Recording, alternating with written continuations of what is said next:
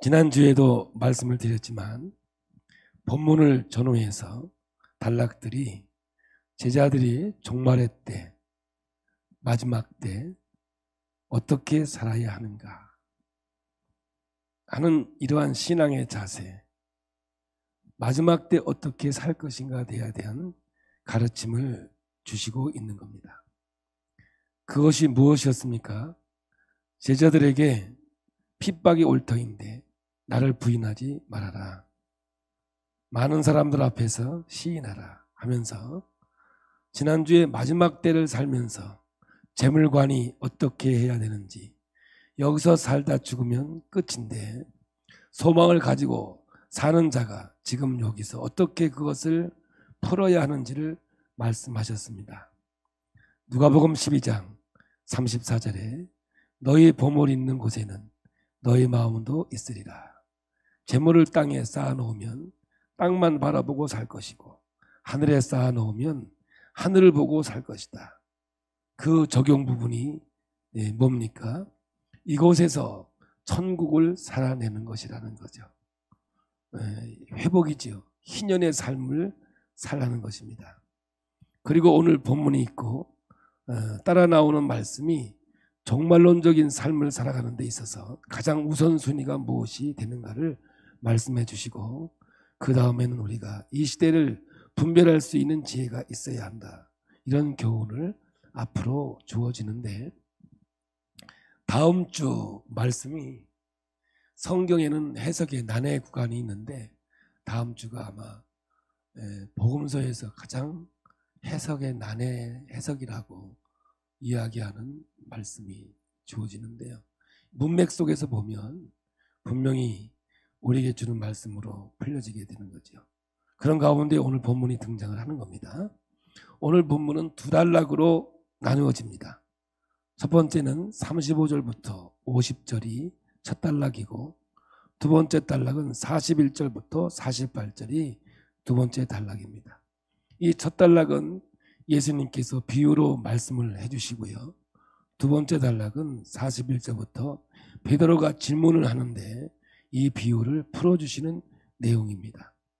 첫 번째 단락 누가복음 12장 35절에 40절은 예수님께서 두 개의 이미지와 두 개의 비유를 사용하셔서 제자들에게 종말론적인 삶, 마지막 때의 삶을 어떻게 살 것인가에 대해서 말씀하고 있는 거죠. 두 이미지는 35절에 다 나와 있습니다. 우리 함께 보겠습니다. 35절입니다. 허리에 띠를 띠고 등불을 켜고 서 있으라. 오늘 이 말씀을 설교 끝날 때까지 기억하셔야 됩니다. 이 말씀이 마지막까지 풀어내는 말씀이기 때문에 그렇습니다. 허리에 띠를 띠는 것이 첫 번째 모습이고요. 두 번째 등불을 켜고 서 있는 것입니다. 우리가 성경을 잘 몰라도 이 두 이미지는 대충 알 수가 있어요. 허리에 띠를 띠는 것은 왜 허리띠를 맵니까? 어디를 가려고 준비하는 건 아닙니까?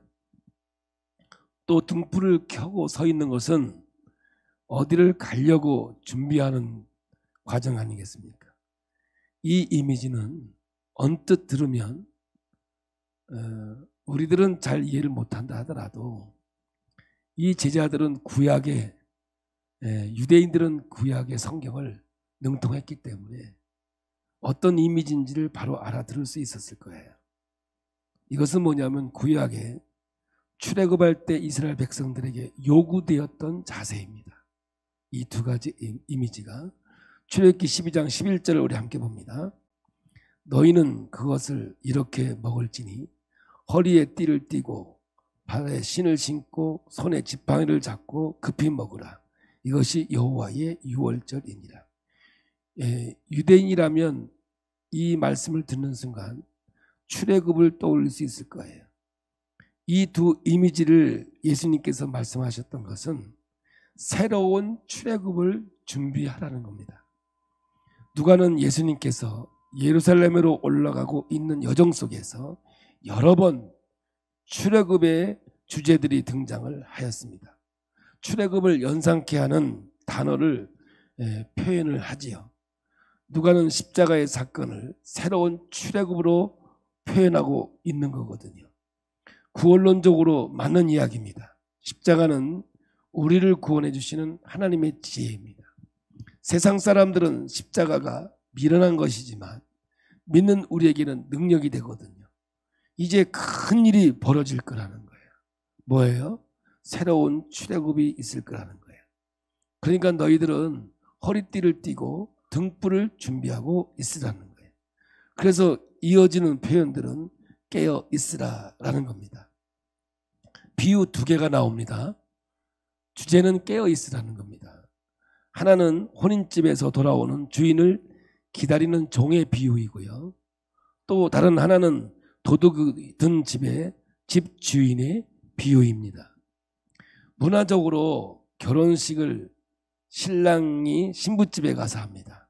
우리나라도 제가 어렸을 때 보면 신식 말고 구식 결혼식 할 때는 신랑이 신부집에 가서 결혼식하고 그러고 나서 발바닥 얻어 터지고 밤새도록 괴롭힘 당하다가 그 다음날 이제 올 때 그 신부가 가마 타고 오는 거예요. 우리 큰형님도 결혼식을 그 큰형수 집에 가서 하고 버스 타고 우리 동네 가까이 와서 그 꽃가마 타고 우리 집에 들어오는 걸 내가 어렸을 때 아주 어렸을 때 기억이 좀 나요. 또 하나는 뭐냐면 이제 도둑이 든 집의 비유인데요. 혼인집의 비유와 똑같아요. 결혼식하고 돌아왔을 때 그 종이 항상 깨어 있어야 한다는 거죠. 왜? 언제 주인이 올지 모르니까. 그런데 준비하고 있는 종은 복이 있을 것이다 라고 성경이 말하고 있거든요. 도둑이 든 집 비유도 마찬가지예요. 항상 깨어 있어야 한다는 거죠. 항상 경계하고 있어야 한다는 거죠. 그렇지 않으면 도둑이 들어온다는 거예요. 메시지는 똑같은 내용인데 무슨 뜻이냐면 하나는 긍정적이고 하나는 부정적입니다. 두 번째 비유에서 경계하고 있지 않다가 집이 뚫려버리면 다 도둑을 맞는다라는 것이죠. 그래서 종이 주인이 올 때를 기다리고 있으면 복을 받을 것이고 종이 깨어있지 못하고 잠든 사이에 도둑이 들면 얻어 터진다. 그 얘기를 지금 예수님께서 하고 있는 거예요. 이 비유는 종말의 때 주의 날이지요. 우리에게 있어서 구체적으로는 재림의 때이지만 제자들에게 있어서 이 본문은 예수님의 고난과 죽음까지 이해를 하였을 것인데 이제 곧 있을 것이니까 너희들이 준비하고 있어야 한다. 이것이 오늘 첫 단락에 주는 말씀인 겁니다. 두 번째 단락은 베드로가 질문하고 답하는 것인데요. 누가복음 12장 41절에 베드로가 여짜오되 주께서 이 비유를 우리에게 하심이니까 모든 사람에게 하심이니까. 근데 이 비유는 까다로운 건 아니에요. 우리가 이미 잘 알고 충분히 설명되었습니다. 43절에 복 있는 종은 준비한 종이고요. 칭찬을 받는 종이고요. 깨어 있었던 종입니다. 그리고 이 종은 42절에 보면 지혜 있는 종이고 진실한 청지기이죠. 양식을 나누어 주는 종입니다. 오늘 본문에 준비한 종은 복이 있다가 3번이나 등장하는데 아주 완벽하게 칭찬하는 내용이라는 겁니다. 45절에 46절에 보시면 어떤 종이 나오느냐 하면 경상도 말로 억수로 혼나는 종이 나와요. 전라도 말로는 겁나게 맞는 종이 나오고 우리 충청도는 되게 얻어 터지는 종이 나오고 보겠습니다. 만일 그 종이 마음에 생각하기를 주인이 더디 오리다 하여 남 종들을 때리며 먹고 마시고 취하게 되면 생각지 않은 날 알지 못하는 시각에 그 종의 주인이 이르러 엄히 때리고 신실하지 아니한 자에 받는 벌에 처하리니. 재림의 때를 상징하고 있지 않습니까? 혼나는 종은 두 종류가 있는데 많이 맞는 종이 있고 적게 맞는 종이 있습니다. 47절입니다. 주인의 뜻을 알고도 준비하지 아니하고 그 뜻대로 행하지 아니하는 종은 많이 맞을 것이라는 거죠. 그러니까 알면서도 행하지 않는 종은 많이 맞는다는 거예요. 이게 게으르고 악한 종인 거죠. 그런데 적게 맞는 사람이 있습니다. 48절입니다. 알지 못하고 맞을 일을 행한 종은 적게 맞으리라. 무릇 많이 받은 자에게는 많이 요구할 것이요 많이 맡은 자에게는 많이 달라 할 것이니라. 예, 결론은 많이 받은 자에게 많이 요구할 것이라고 하는 것이죠. 그러므로 오늘 여러분, 이 말씀을 들은 여러분은 이제 아는 자입니다. 아는 자. 아는 자이기 때문에 깨어 기도하지 않고 깨어서 기다리지 않으면 아마도 많이 얻어 터질지도 모릅니다. 나중에 못 들었다고 하시면 안 됩니다. 예, 다 들었다고 하셔야 돼요. 그러니까 내용은 그리 어렵지 않습니다. 그런데 우리가 이런 말씀을 들을 때마다 궁금한 게 있지 않습니까? 이제 적용 부분입니다. 첫 번째, 깨어 있는다라는 것이 과연 무엇일까 하는 겁니다. 오늘 말씀은 깨어서 기다린다인데 깨어서 기다린다는 것이 뭘 어떻게 하는 거냐? 허리에 띠를 띠고 등불을 켜고 서 있으라고 하였는데 오늘 우리에게는 어떻게 하라는 것이냐? 구체적으로 풀어주면 좋겠습니다. 라는 이 궁금증이 우리에게는 나타나게 되어 있습니다. 어떻게 하면 종말을 준비하면서 사는 것일까? 많이 맞고 적게 맞는 종들이 있는데 칭찬받고 복 있는 종의 소리를 들을 수 있을까? 어떻게 하면? 우리가 잘 아는 시한부 종말론들처럼 이 세상의 삶을 포기하는 현실을 도피해서 산에 들어가서 한 곳에 뭉쳐서 사는 사람들, 주로 이런 사람들은 흰옷을 입고 박수를 많이 치지요. 주님의 재림을 기다리는 것이 깨어서 기다리는 허리띠를 띠고 등불을 켜고 서 있는 것이냐? 도대체 어떻게 해야 하는 것이냐? 이것의 답이 분명히 우리는 알아야 되는 거죠. 많은 사람들은 하나님이 이 땅에 재림할 때 어떤 모습으로 있어야 구원받을 수 있을까? 오늘 같으면 칭찬받는 종이 될 수 있을까? 깨어있으라는 말이 뭘까? 이것을 여러분 오늘 우리는 구체적으로 알아야 우리가 준비하고 있을 것 아니겠습니까? 이것이 뭐냐면 베드로전서 4장 7절에서 11절을 답으로 주고 있는 거예요. 새 번역으로 가져왔으니까 오늘 이 말씀이 깨어서 있는 자의 삶이고 충성된 자고 복 있는 종의 모습이라는 것을 보시면 됩니다. 자, 보겠습니다. 7절입니다. 만물의 마지막에 가까이 왔습니다. 그러므로 정신을 차리고 삼가 조심하여 기도하십시오. 첫 번째, 기도하라가 나옵니다. 깨어있는 것 준비된 종입니다. 8절입니다. 무엇보다도 먼저 서로 뜨겁게 사랑하십시오. 사랑은 허다한 죄를 덮어줍니다. 그래서요, 두 번째가 사랑이 나오고 세 번째가 용서가 나옵니다. 이게 뭐라고요? 마지막 때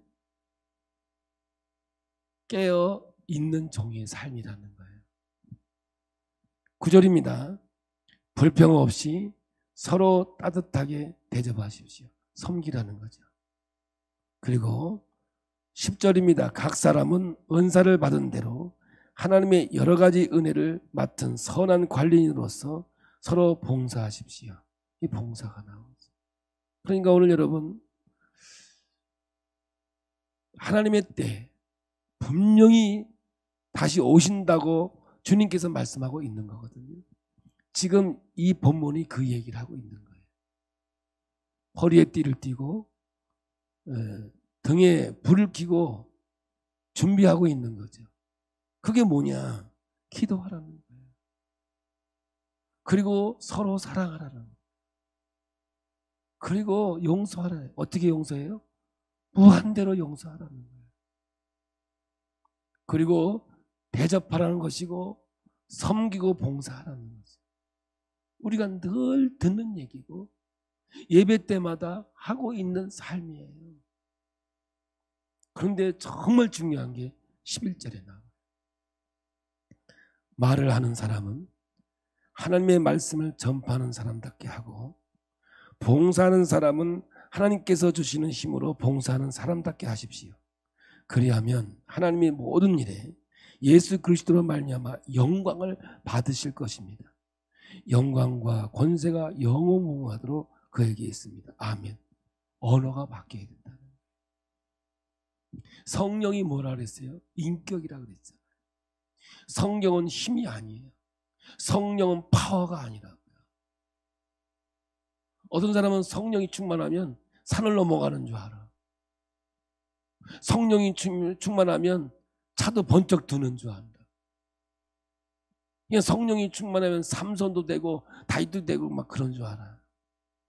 그런데 어디에도 성경은 그런 게 없다. 성령이 역사하면 인격자가 되는 거예요.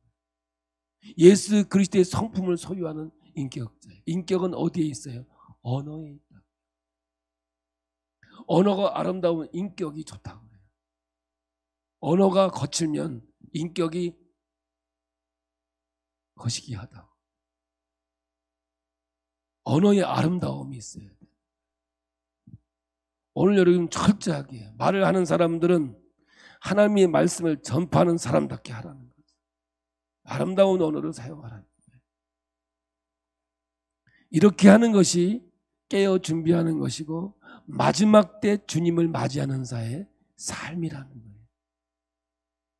여러분 기도에 관해서 사랑에 관해서 용서에 관해서 봉사에 관해서 이것이 주님이 말씀하시는 허리띠를 띠고 등불을 준비하고 서 있는 거예요. 그러니까 딱 한마디로 일상이에요. 일상. 비상이 아니라. 기독교의 신앙은 일상이 하나님의 은혜가 되어야 되는 거예요. 아멘. 그러므로 우리가 살아가면서 제가 강의하면서 제가 얘기했어요. 누가복음을 통해서. 하나님의 진짜 은혜는 어디에 있느냐? 일상에 있는 거예요. 비상에 있는 게 아니라 여기 있는 게 아니라니까. 있는 게 아니고. 그런데 성령의 역사에 대해서 잘못 인식하고 있으면 무슨 증상인 줄 알고 비상인 줄 알고 있는 거죠. 오늘 여기서 요구하고 있는 것은 예배 아니에요. 그 예배가 뭐가 있어요? 찬양이 있지요, 기도가 있지요, 말씀이 있지요, 섬김이 있지요, 코이노니아 교제가 있지요, 관계 회복이 있지요. 다 예배 안에 다 이런 게 있는 거죠. 예, 그래서 마지막에 우리가 서로 사랑합니다 인사도 하잖아요. 그리고 밥을 먹어야 되는데 요즘 못 먹으니까 그게 다리고. 여러분 에녹이 처음부터 하나님과 동행한 게 아니에요. 살다가 하나님께서 에녹에게 말씀해요. 무드셀레가 죽을 때 이게 뭐예요? 무드셀레라는 말이 뭐예요? 무드셀라 이 사람이 죽으면 심판이 있다 이 말 아니겠어요? 오늘 똑같은 얘기예요. 종말의 때랑 같은 의미로 들으시면 돼요. 이때 에녹이 하나님의 심판이 있을 것이라는 말을 듣고 하나님과 동행하잖아요. 300년 동안. 이게 일상이라는 거예요. 이게 비상이 아니고. 나중에 무드셀레가 죽는 해에 노아의 홍수가 나오잖아요. 다음 주에 이 어려운 이야기들이 이제 하나씩 또 나와요.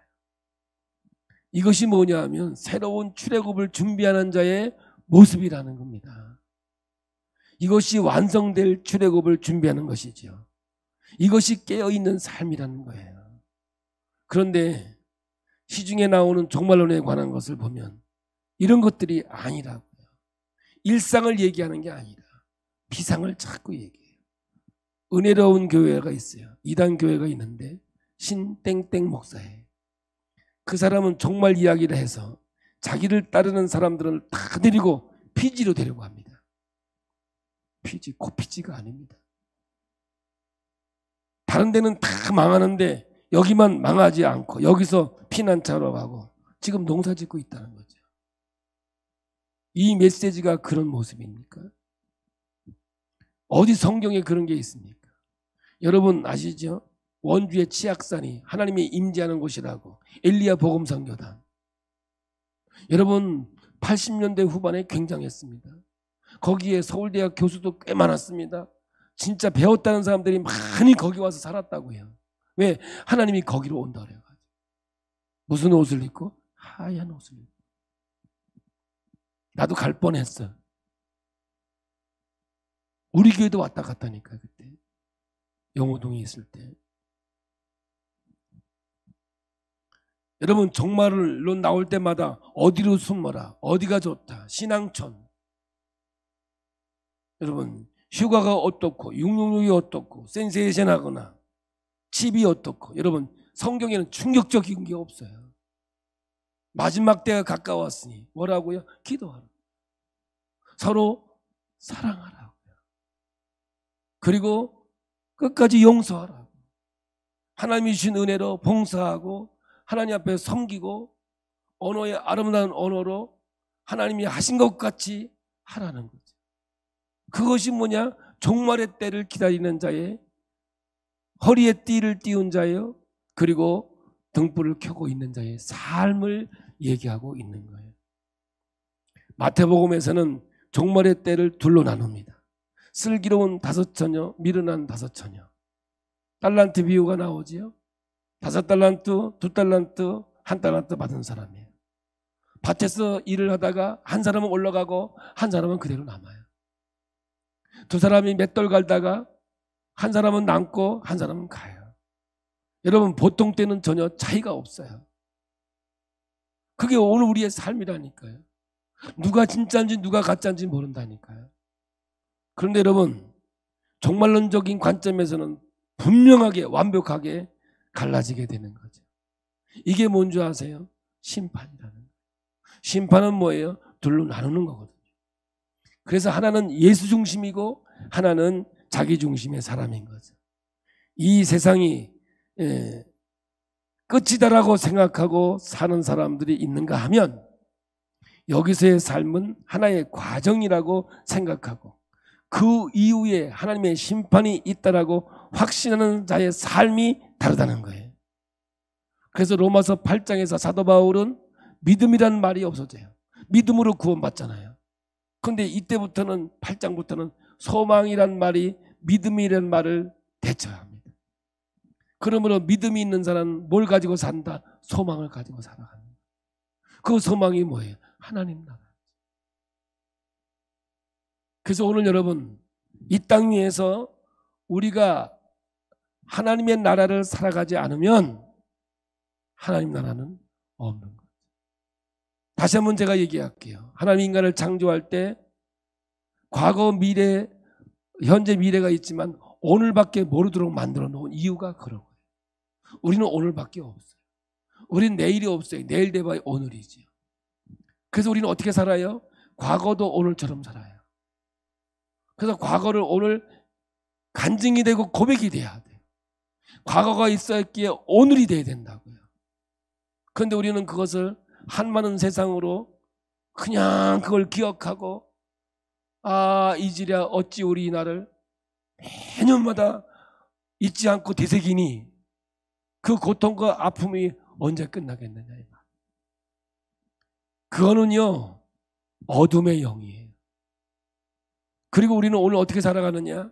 소망을 가지고 사는 거예요. 부활의 기쁨, 영원한 하나님의 나라, 다시 올 그 회복의 나라를 오늘 살아낼 때 그것이 진정한 구원이고 예수님께서 말씀하고 있는 오늘 종말의 때를 살아가는 자의 삶이 된다는 얘기입니다. 그런데 개인 구원만 가지고 있는 사람은 이 땅은 지긋지긋하니까 빨리 하나님 왔으면 좋겠다. 이 지긋지긋한 세상을 빨리 떠나서 천국으로 가겠다는 거죠. 창조의 세계가 아닙니다. 하나님이 그렇게 창조한 한 적이 없어요. 그러므로 여러분, 언제나 오늘 천국을 살아갈 때, 하나님의 소망 가운데 살아갈 때 아름다운 승리의 역사가 있게 되는 줄로 믿습니다. 여러분, 죽으면 끝이다라고 하는 사람은 이 세상에 맞춰 살아갈 수밖에 없죠. 그런데 여기서 사는 삶은 잠시고요, 앞으로 우리는 영원이라는 나라에 살 것이라는 사람은 영혼의 소망을 두고 영혼에 살 것을 가지고 살기 때문에 가치와 기준을 다르게 가지고 살 수 있다는 것이죠. 여러분, 그러니까 찬송도 이 찬송이 있잖아요. 잠시 세상에 내가 살면서 항상 찬송 부르다. 그러니까 이 세상에 살면서 항상 뭘 불러? 찬송을 불러요. 찬송을. 날이 저물어 오라 하시면 왕중에 나아가리. 열린 천국문 내가 들어가 세상 짐을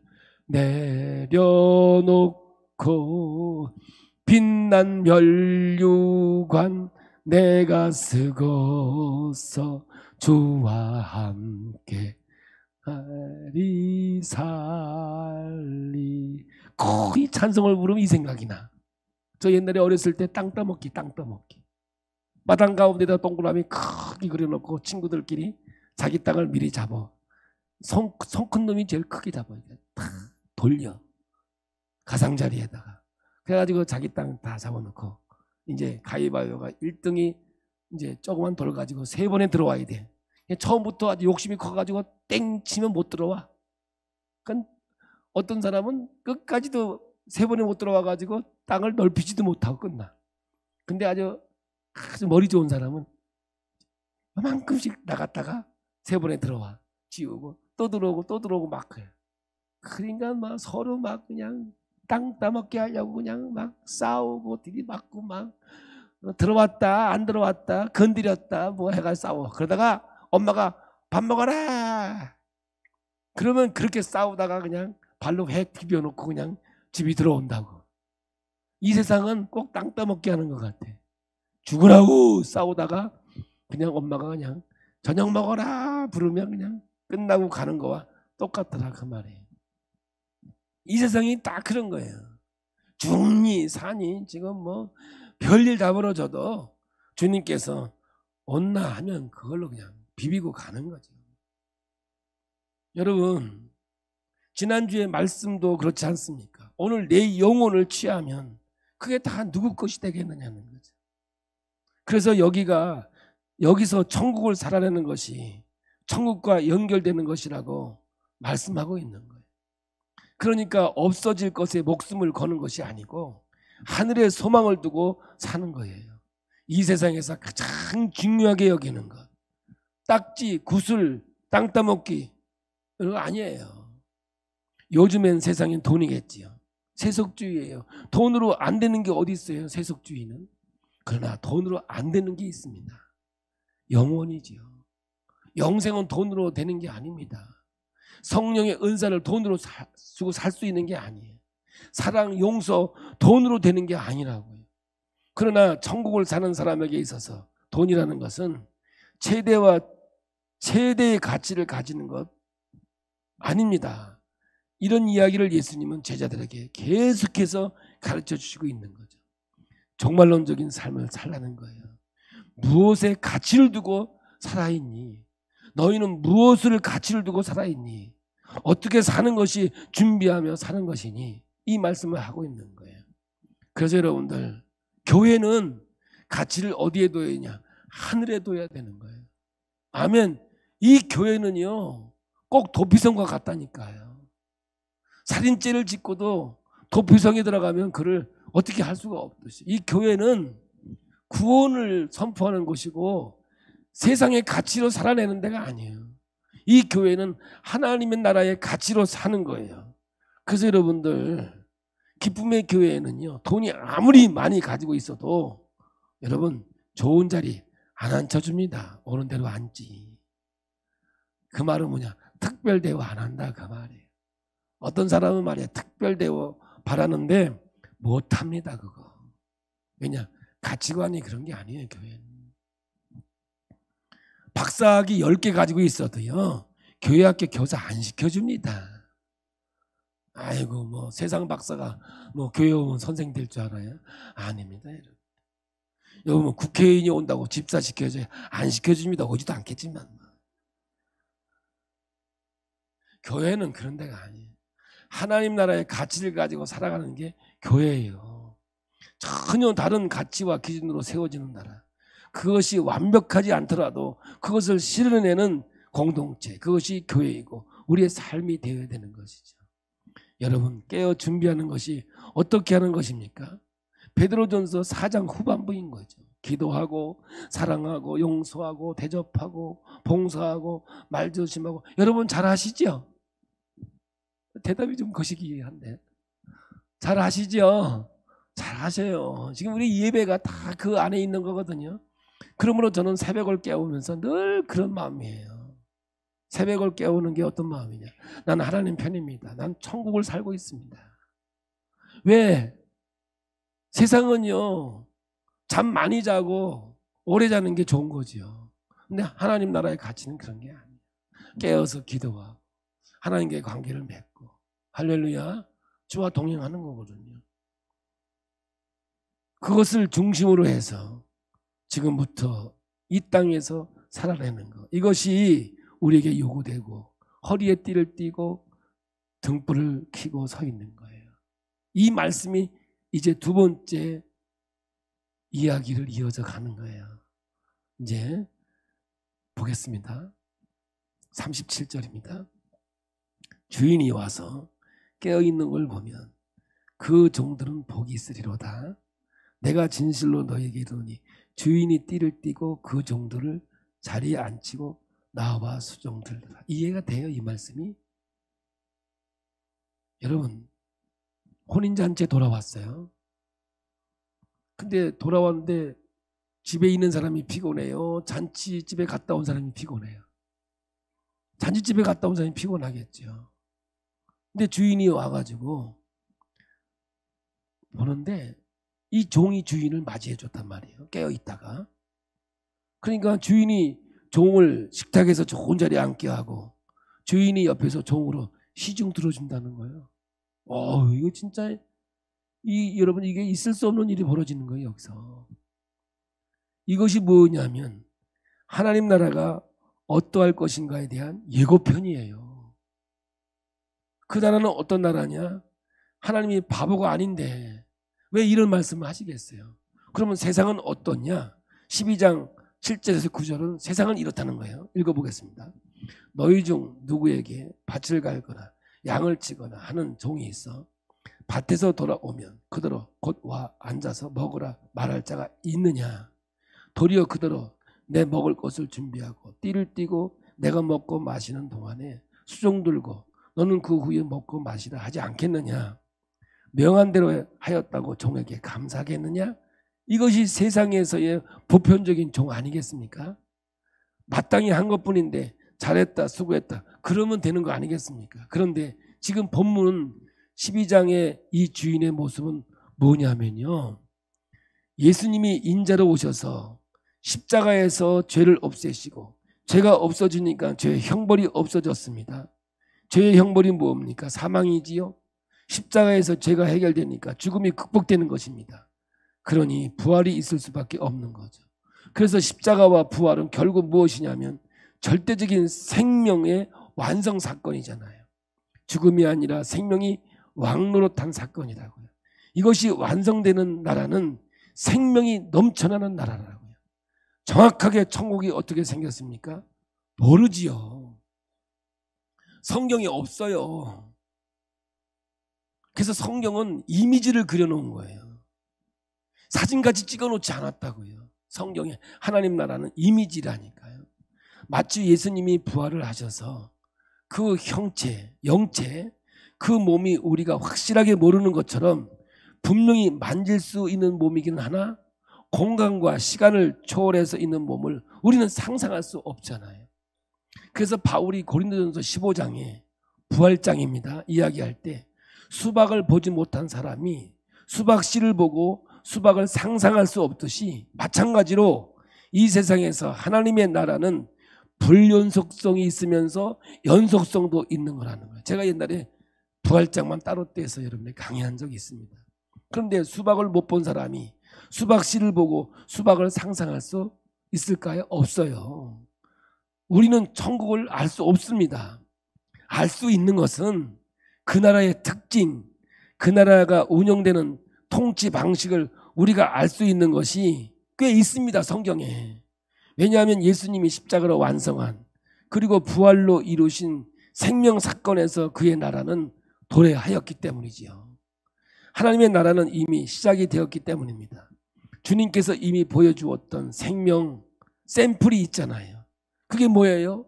우리는 알고 있잖아요. 나중에 나오겠지만 제자들의 발을 씻겨주는 거. 이거 있을 수 없는 거잖아요.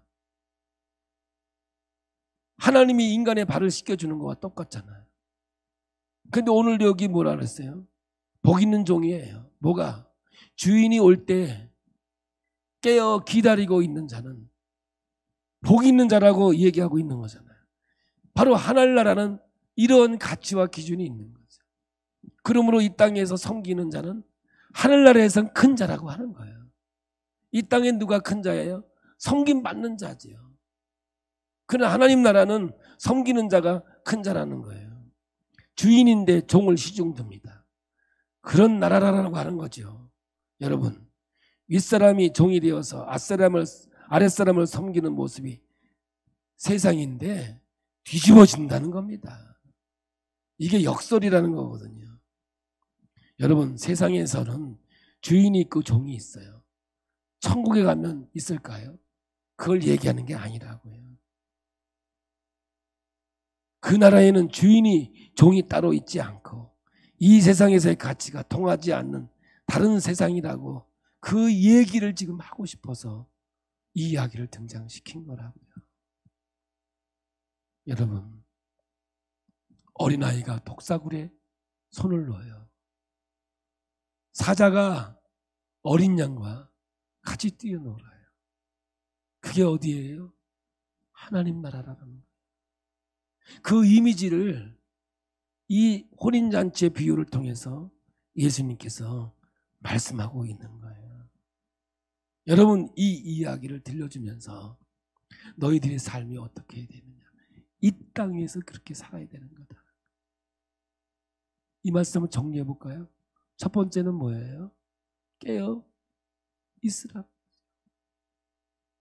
깨어 준비하라는 거예요. 그게 뭐라고요?